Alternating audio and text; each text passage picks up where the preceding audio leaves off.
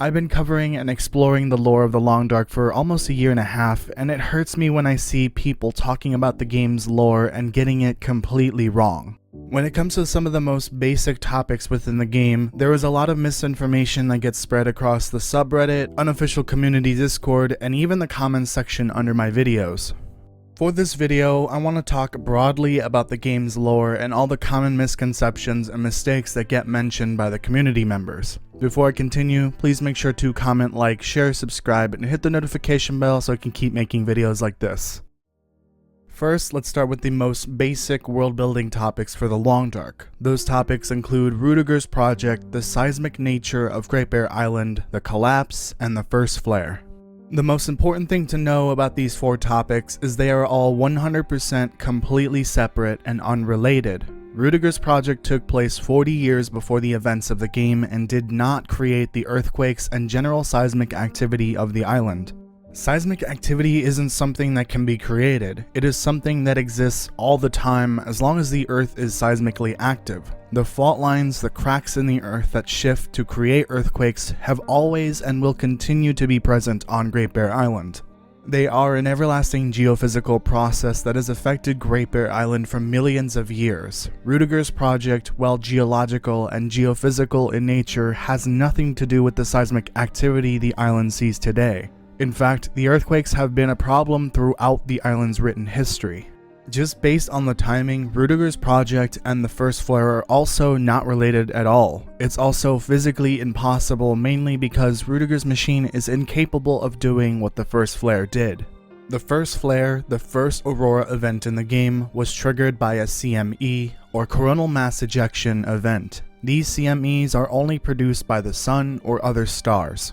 The charged particles released by the sun get launched into space at high speeds. Once they hit the Earth's magnetic shield, the charged particles sort of peel through the layers of the shield. That energy travels along the magnetic field lines and reaches the atmosphere around the poles. The energy charges the air in the atmosphere, creating the auroras we see in real life and in-game. Auroras are just the light produced by electrically charged air particles powered by the energy released by the sun. The problem here is that Rudiger's machine is incapable of doing this on a planetary scale. The first flare acted like an EMP, which is why electronics stopped working in-game. The only thing powerful enough to do this is an extremely intense CME from the sun. It is possible to create a localized area of charged particles, such as the research that is done with the HARP facility in Alaska, but it is impossible to generate the amount of energy needed to create the first flare without the sun. Probably the most common misconception I see is when people claim that the earthquakes are the collapse. In fact, this is both true and false. The collapse is a global financial event that occurred roughly in 2012. It mirrors the real-world Great Recession of 2008. The biggest change to the world of the Long Dark following the collapse is mainly a shift in trade, which resulted in the Chinese yuan and cryptocurrencies like Bitcoin to dominate the global markets. This led to Western countries, primarily the US and Canada, to face hyperinflation and huge changes to trade and resource management. The main effect in regards to Great Bear Island is that resources were mostly reserved for more civilized parts of the world. The mainland of Canada would benefit from this, but remote places like Great Bear Island would face resource scarcity and fuel shortages.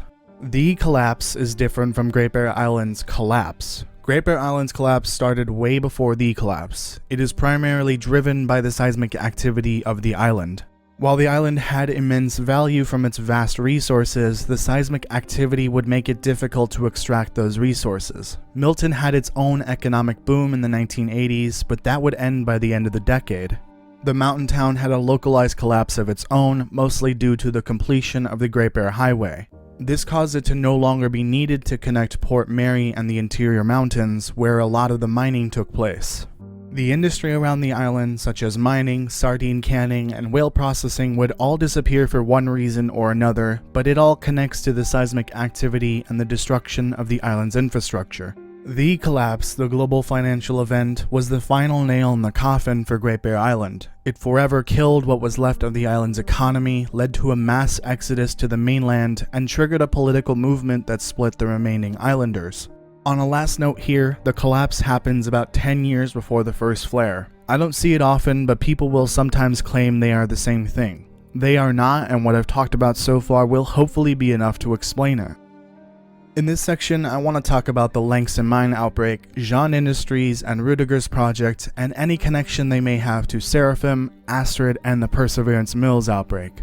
It's obvious that the two outbreaks are caused by a common origin, but it is important to remember they are separated by 40 years. Rudiger's project was funded by Jean Industries, which I still firmly believe is a pharmaceutical company.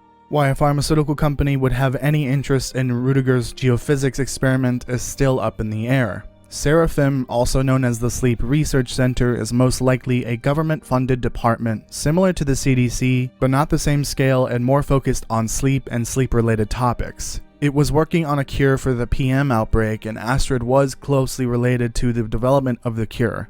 Seraphim, Astrid, and this cure are not related to whatever caused the PM outbreak. We know what caused the Langston Mine outbreak, thus we know what caused the PM outbreak.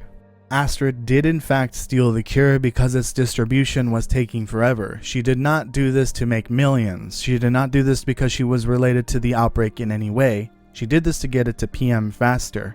Also, she most certainly 1000% did not know about the first flare, didn't intend to get Will stranded on the island, and didn't leave him behind to die on purpose.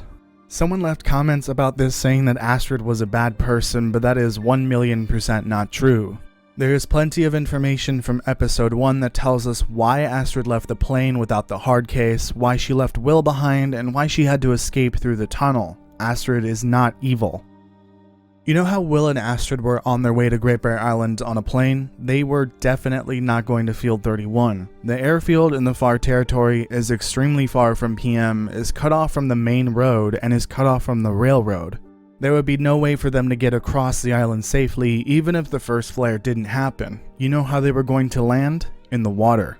Will's plane is a seaplane capable of landing and taking off in the water. Remember that the world map is oriented the wrong way. The far territory is to the far south of the island. Lower Great Bear, the main section of the island, is further north. PM would be on the far northern end of the map, somewhere between Desolation Point and Ash Canyon, but on the highway. This means that the cutscene during the plane ride takes place while they are flying over the far territory and the far range mountain range.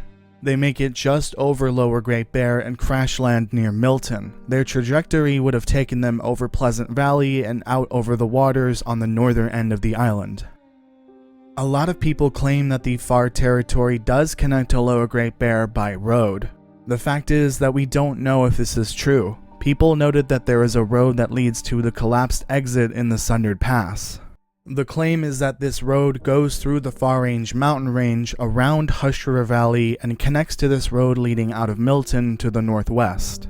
This road through Milton is the reason why it was so important at one point in the island's history. It allowed a connection between Port Mary and the interior mountains where a lot of the island's mining took place.